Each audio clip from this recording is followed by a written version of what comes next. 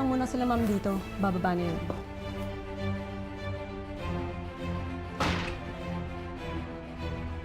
Good morning po, ma'am.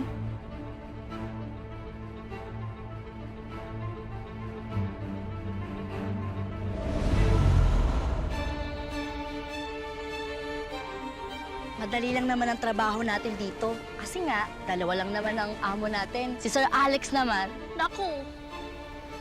Pero isa lang masasabi ko, baka siya ang mapalaban. Anong pangalan nito? Carmina po, ma'am. Iba ka. Salamat, sir. Laki nito, ah. Katas ng pagiging magaling mo sa trabaho. Alam ko ang ginagawa mo. Tigil mo na yan. Ha? Anong sinasabi mo? Marami nang dumaan dyan. Hindi ikaw ang una. Huwag ka nang sumunod.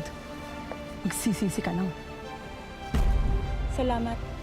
Pero magkaiba tayo. Hindi ako ikaw. Bakit ka pa kasi nagtitiis dito?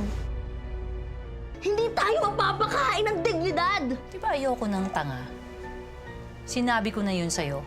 Eh bakit ka nagpahuli? Ikaw ang nilalangaw na ulam sa karinderya! Di ka nakalaban, di ka nakalaban. Mga luha mo'y aking nararamdaman. Hahanapin kita,